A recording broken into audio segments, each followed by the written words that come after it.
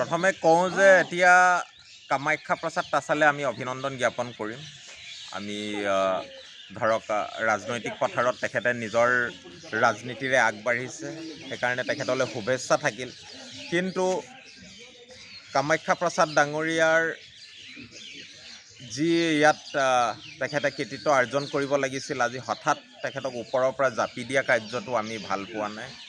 কিয়নো ইমান দিনে তেখেতে হয়তো আমাৰ এই সমষ্টিটোত বিশেষভাৱে গুৰুত্ব সহকাৰে তেখেতৰ ৰাজনীতি কি আছে নাই সেয়া ৰাইজে নিশ্চিতৰূপে বিবেচনা কৰিব।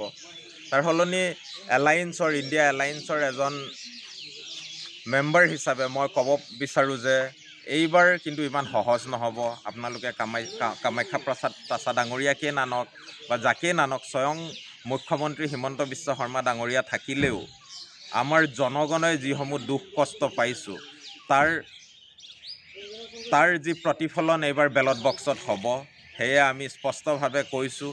সেয়ে নাভাবিব যে ৰাইজ এতিয়াও অবুজ হৈ আছে, ৰাইজে বুজি উঠিছে কি ধৰণে বিভিন্ন বুজাৰে আমাক কোঙা কৰা হৈছে। আৰু কামাখ্যা প্ৰসাদ ডাঙৰীয়া নিজে বাগানৰ এজন সন্তান হিচাপে আমি তেখেতক সন্মান কৰোঁ, কিন্তু বিশেষভাৱে প্ৰশ্ন কৰোঁ যি সময়ত আজি আমাৰ ৰঙামাটি চাহ বাগিচা বিক্ৰী গৈছে, য'ত মই থিয় হৈ আছোঁ, অসম টি কৰ্পৰেশ্যনৰ চাহ কোম্পানীসমূহ যেতিয়া বিক্ৰী গৈছিল, যেতিয়া চাৰিওফালৰ পৰা আমাৰ শ্ৰমিকৰ যেতিয়া অধিকাৰৰ কথা আমি কোৱা হৈছিল, আজি মাটি বাৰীৰ কথা যেতিয়া বাগানৰ চিলিং চাৰপ্লাছৰ মাটিৰ কথা আমি যেতিয়া আমাক দিব লাগে বুলি কোৱা হৈছিলোঁ, তেতিয়া তেখেত ক'ত আছিল? কামাখ্যা প্ৰসাদ তাছা ডাঙৰীয়াক এতিয়া হঠাৎ আমাৰ ওপৰত জাপি দিলেই যে আমি তেখেতক মানি ল'ম, এনেকুৱা ধৰণৰ কোনো কথা নাই। আমাৰ সমগ্ৰ বোকাখাটবাসী আৰু গোলাঘাট আৰু কাজিৰঙা সমষ্টিৰ বাগানৰ প্ৰতি কোনতে মানুহে এইসমূহ প্ৰশ্ন কৰিব। আৰু এনেই নেতাৰ নামত নেতা বনোৱাৰ দিন গ'ল, এতিয়া ৰাইজৰ মাজৰ পৰা আমি মানুহ পঠিয়াবলৈ হ'ল। সেইকাৰণে আমি খুব আহ্বান জনাইছোঁ সমগ্ৰ কাজিৰঙাবাসী ৰাইজক, কাজিৰঙা সমষ্টিৰ ৰাইজক, যে এইবাৰ খুব বিবেকেৰে চিন্তাৰে আমি কৌশলেৰে আগবাঢ়িব লাগিব। আৰু কামাখ্যা প্ৰসাদ তাছা ডাঙৰীয়াৰ কাৰণে এইখন পথাৰ সহজ নহ'ব। সেয়া তেখেতসকলৰ নীতি জ্ঞানে যি কয় সেয়াই তেখেতৰ নিজৰ স্বভাৱেই আপোনাৰ চৰিত্ৰৰ পৰিচয় দিয়ে বুলি এষাৰ কথা আছে। তাত আমি দেখাই পাইছোঁ, যি সময়ত আমি সমগ্ৰ বিশ্বত এটা আধুনিক চিন্তাধাৰাৰ কথা কোৱা হয়, সেই সময়ত আমাৰ অসমৰ নিচিনা এখন বিশেষ ৰাজ্যত আমাৰ প্ৰমুখ নেতাসমূহৰ মুখত গোৱাল গালিৰ বাহিৰে একো শুনাই পোৱা নাযায়। আমি সেই তেনেধৰণৰ চৰিত্ৰৰ মানুহ নহয়, সেইবোৰ কথাক আমি মুঠেও ভাল নাপাওঁ। আমি বিৰোধী পক্ষ হওক সতীৰ্থ পক্ষ হওক সকলোকে সমমৰ্যাদা দি তেখেতসকলৰ যোগ্যতাৰ আৰ্হিত আমি তেখেতসকলক মৰ্যাদা দিওঁ। আৰু সেইকাৰণে এই ধৰণৰ কথাৰ পৰা তেখেতসকল বিৰত থাকিব লাগে। আৰু যিসকল যাব আছিল এনেও যাব, ভালেই কথা।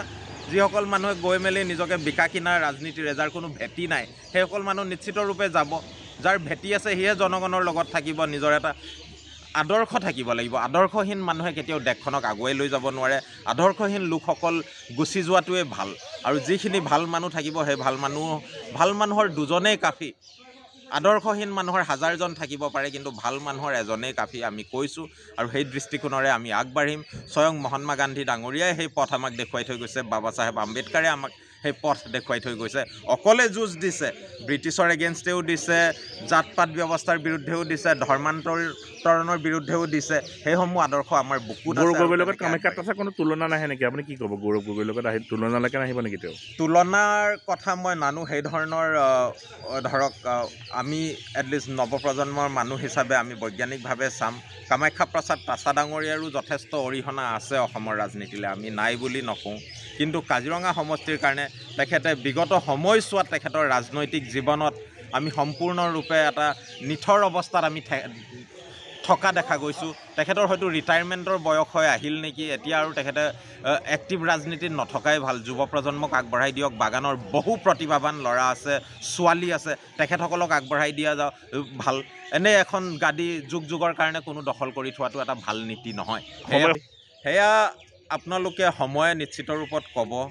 আজি পৰ্যন্ত আমি আদৰ্শগতভাৱে আমি শিক্ষিত লোক। আমি ধন টকা পইচা লালসা শক্তিৰ কাৰণে আমি ৰাজনীতি কৰা নাই। আমি সমগ্ৰ জনগণৰ সত্তা হিচাপে আগবাঢ়িব বিচাৰোঁ। আজিও যদি 80% মানুহে নিজৰ পেটৰ লালচাত ককবকাই আছে, সেই 80% মানুহৰ ন্যায় নোপোৱা পৰ্যন্ত আমাৰ স্থিতি অটল আছে। আমি কোনো কাৰণতে এই স্থিতি আমি লাগিলে যি দলেই নাথাকক দিল্লীত, বিজেপি থাকক, কংগ্ৰেছ থাকক, আমি কাৰো লেলিহান হ'ব নাযাওঁ আমাৰ এটাই উদ্দেশ্য আমাৰ প্ৰতিজন যুৱকে উচিত মৰ্যাদা পাব লাগিব প্ৰতিজন আই বোপায়ে মৰ্যাদা সম্পন্ন জীৱন এটা জীয়াই থাকিব পাৰিব লাগিব প্ৰতিজন অসমীয়াই আজি কা নামানো বুলি আমি উত্তাল প্ৰতিবাদ চাৰিওফালে হৈছে আমি 4-5জনকে শ্বহীদী বৰণ কৰিছে আজি অসমৰ মানুহে কিন্তু আমাৰ ওপৰত এখন বিশেষ আইন জাপি দি আমাৰ জাতিক ধ্বংস কৰিবলৈ লোৱা হৈছে কা আন্দোলনত এইবাৰ সক্ৰিয়তা দেখিম নে আগৰ দৰে নিশ্চিত ৰূপে এইবাৰ সক্ৰিয়তা আপোনালোকে বেলট বক্স আপোনালোকে কা আন্দোলন কৰে বিজেপিৰ আদৰ্শগতভাৱে আমাৰ অপজিট কোণত আছে আৰু আমি আদৰ্শক আমি বেছি গুৰুত্ব দিওঁ আমি নীতিক বেছি গুৰুত্ব দিওঁ আমি কেৱল শক্তিৰ পকৰত নদৌৰোঁ আপোনাৰ নেতৃত্বত কা আন্দোলন কেনেকুৱা হ'ব আগৰ দেখা যায় যে হাজাৰ হাজাৰ লোক ওলাই আহে আমি নিজে দেখা এইবাৰো ওলাব তেখেতসকলে জনগণক এতিয়া সাজু হৈছে নেকি আপোনালোক সাজু হৈছোঁ আমি প্ৰতিখন কেৱল মাত্ৰ এইবাৰ ঘৰে ঘৰে গৈছে আমি এটা বিশেষ প্ৰক্ৰিয়াৰে প্ৰতিখন ফিল্ডত আজি ক্ৰিকেট ফিল্ড চাৰিওফালে খেলিছে প্ৰতিখন ফিল্ডত বোকাঘাটৰ আপোনালোকে শুনিব কা নামানো বুলি প্ৰতিবাদৰ ধ্বনি এটা 6 মাৰিলেও কা আমি নামানো বুলি আমাৰ যুৱক সমাজে আজি ক'বলৈ লৈছে আইসকলে ক'বলৈ লৈছে তেনে চৰ্তত তেখেতসকলে নাভাবিব যে ৰাজপথত কামাণ্ডো দিলেই আমাৰ অসমীয়াৰ প্ৰতিবাদক ৰোধ কৰিব পাৰিব এইবাৰ এই কাৰ প্ৰতিবাদ প্ৰতিজন অসমীয়াৰ অন্তৰত জ্বলিছে আৰু সেই জুইকুৰা নুমুৱাৰ সাধ্য হিমন্ত বিশ্ব শৰ্মাৰ লাখপতি আঁচনি বা এনেই প্ৰলোভনেৰে সেই হাম কাটিব নোৱাৰে